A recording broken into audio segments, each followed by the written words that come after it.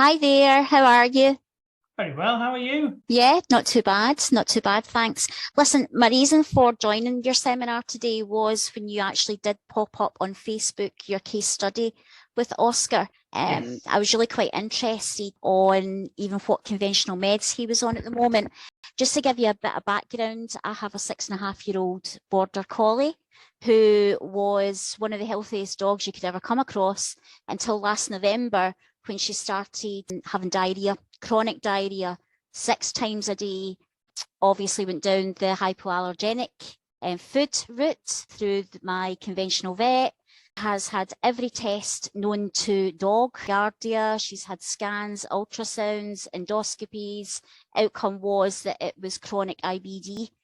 She has been on every medication, has been on high-level steroids since January, currently still on 30 mg at the moment. She is on cisapride, chlorambucil, and we got to a stage where the vet basically said that that was it. She wasn't responding to anything and we should prepare ourselves for the worst.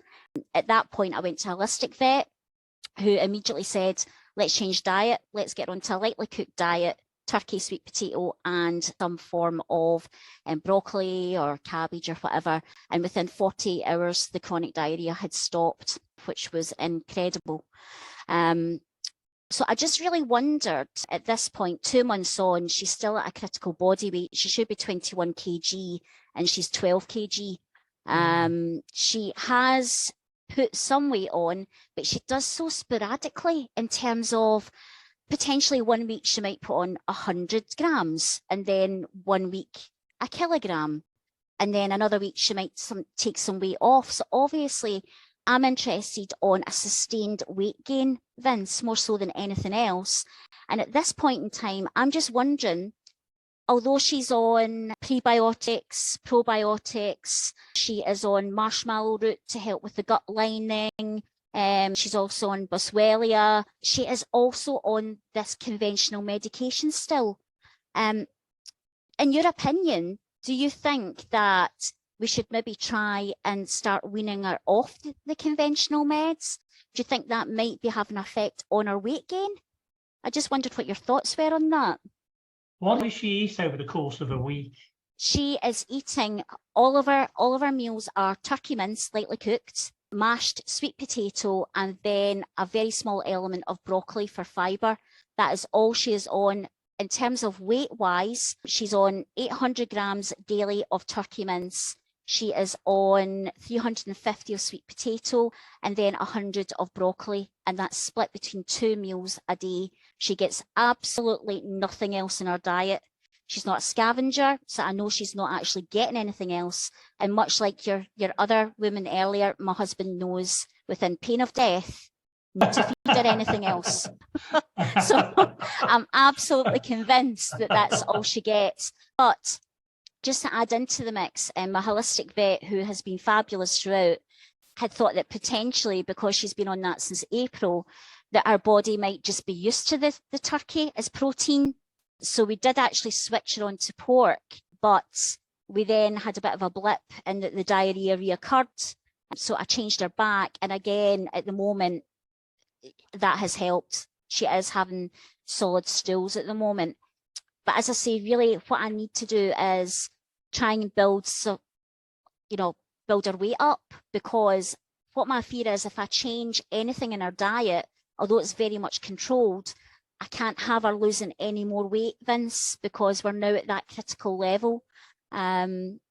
So again, just Oscar's case study kind of piqued my interest, because I didn't really know whether or not Oscar may have been on conventional meds and whether you've managed to wean him off successfully. And so it was really just to see what your opinion was on that.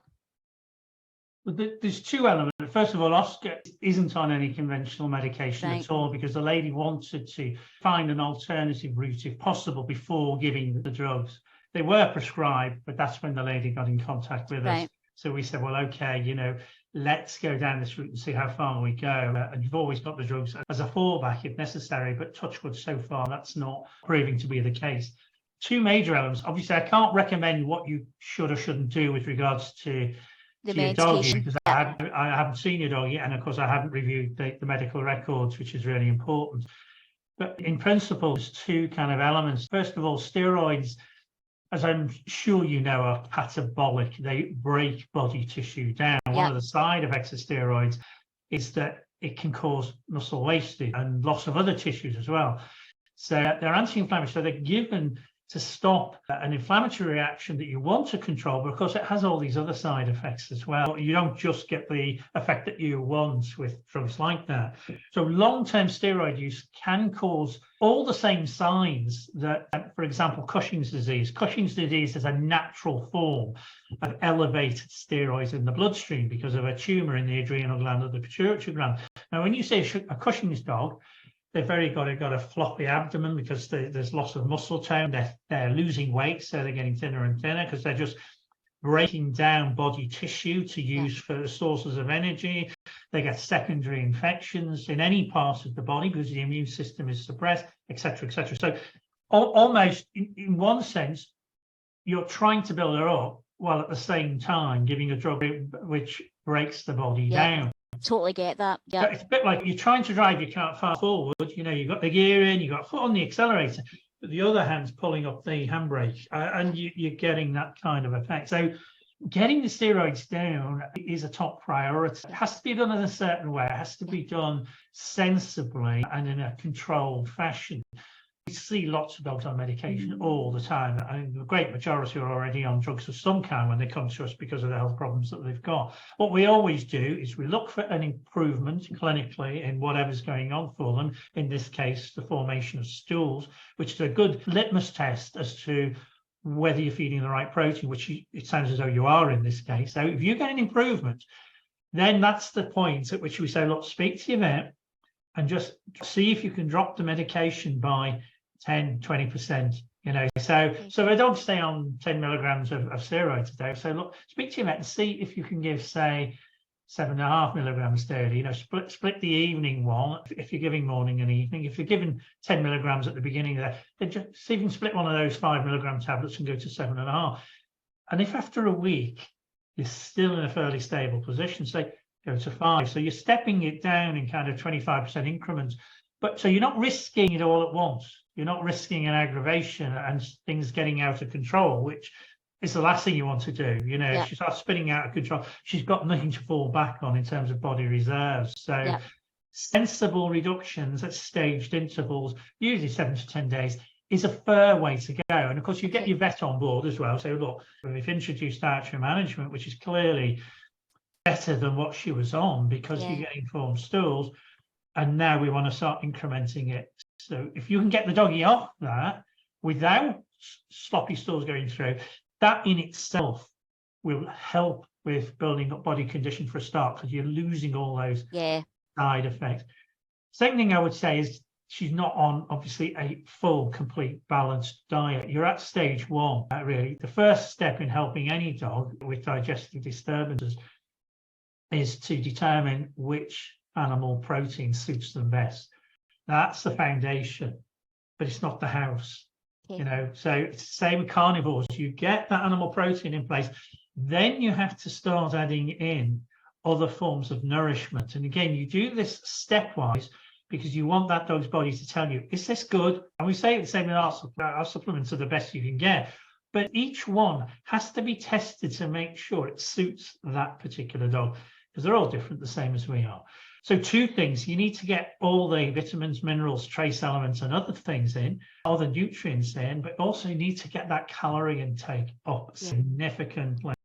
And what the way we would approach it is we would say, well, okay, let's start off with something like either the digestion and biocut or the vitality. In your case, I'd be tempted to start off with vitality because nourishment is top of the list here, getting more nourishment in. Now, vitality is a unique blend of organic spirulina and organic chlorella. Now, these are the 2 richest superfoods on the planet, bar none. So you've got a huge range of vitamins, minerals, trace elements, enzymes, but you've also got a highly digestible protein, 60 to 70% protein, spirulina.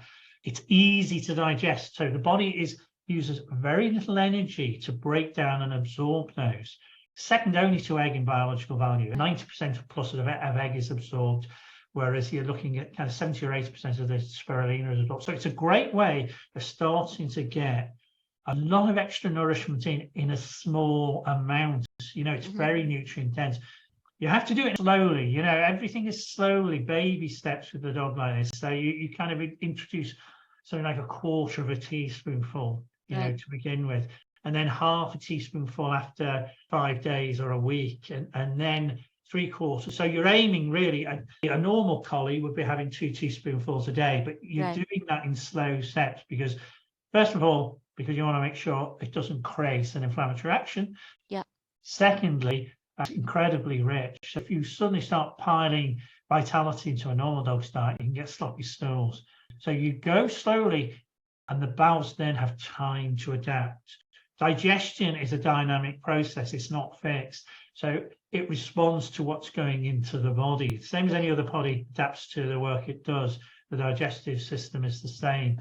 So you would just go in little baby steps, giving the body a chance to adapt and change its digestive enzymes, etc., etc.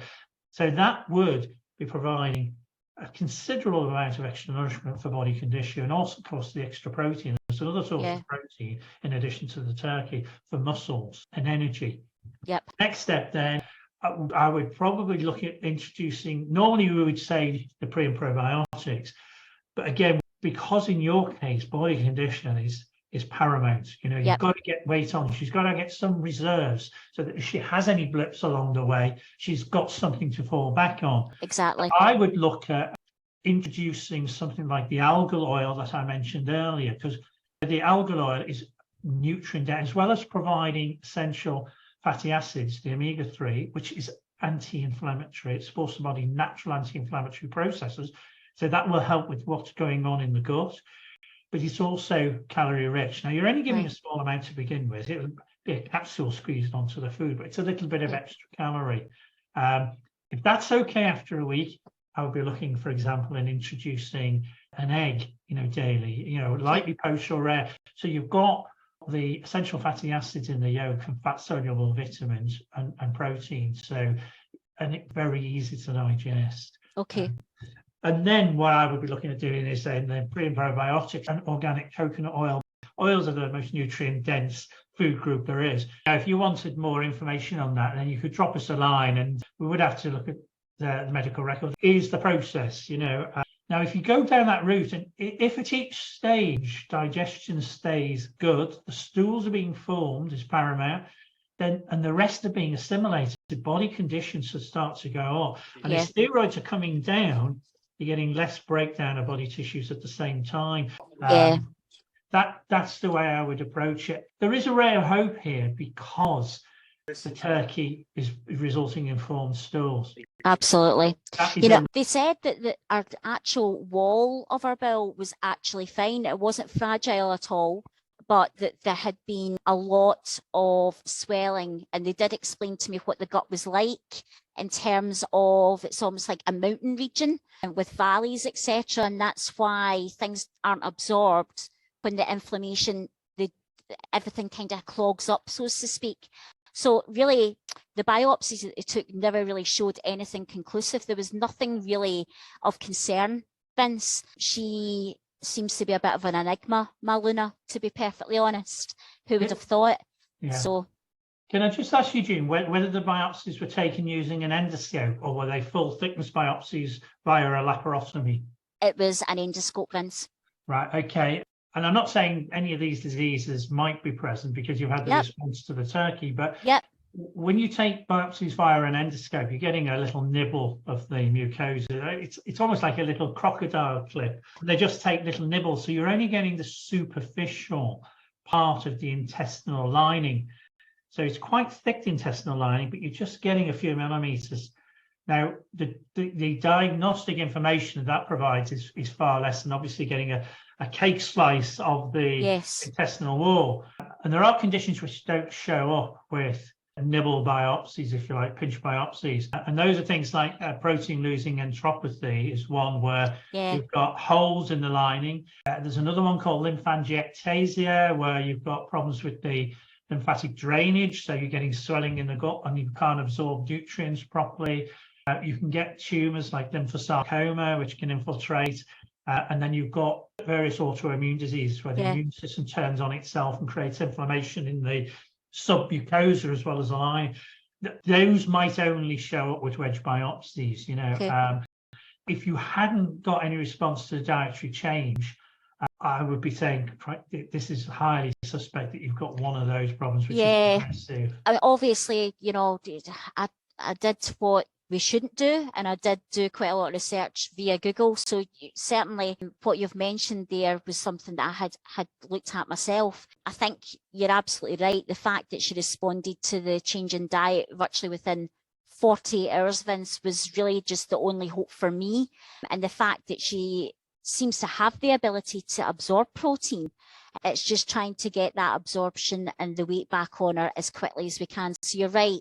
I take it a day at a time, to be perfectly honest. I'm thankful for every day, given the condition that she's in. And again, the vets that we've seen, much like your previous woman, has said that if she hadn't been in the body condition she'd been in prior to this, that basically she wouldn't be here. In terms of she, you know, our organs, our heart, etc., is really healthy. But you're right, it was the protein disease that I had looked up. But again, yeah, I just have to cling to the hope that she's responded to a protein.